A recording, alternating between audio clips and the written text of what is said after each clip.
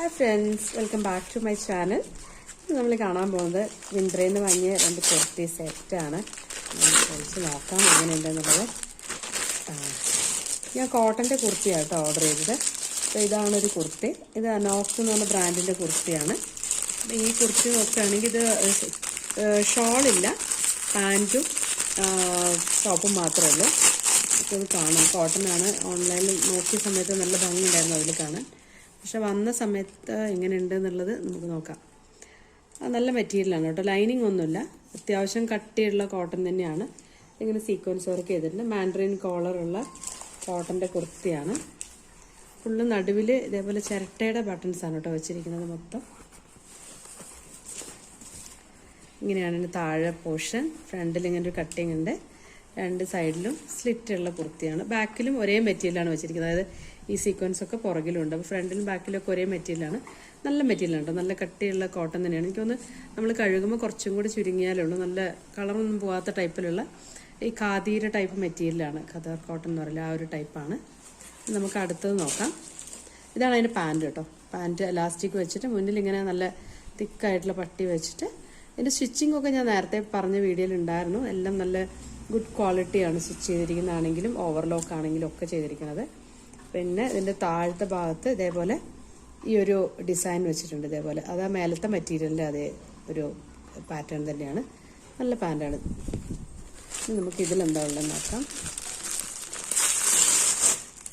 ഇതൊരു കുർത്തി സെറ്റാണ്. ഇതിന് കോട്ടൺ തന്നെയാണ് ഞാൻ ഓർഡർ ചെയ്തത്.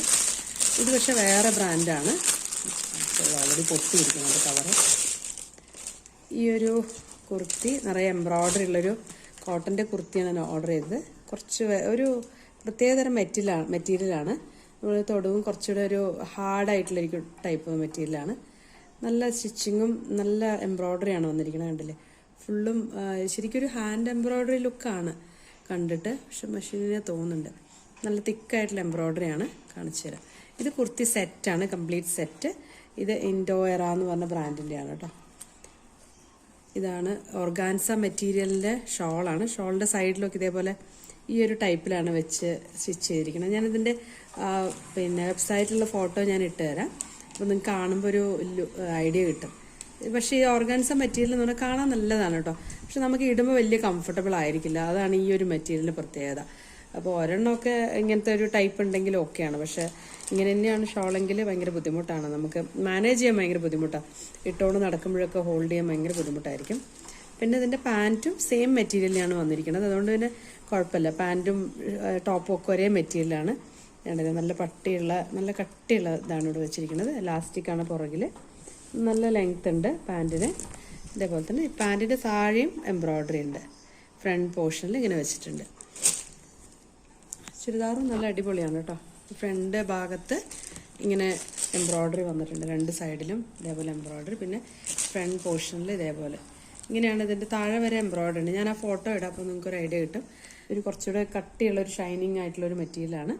അപ്പോൾ ഇത്രയൊക്കെയാണ് ഇന്നത്തെ വീഡിയോ. ഇഷ്ടപ്പെട്ടാൽ ലൈക്ക് ചെയ്യാൻ മറക്കരുത്. Thank you so much for watching. By.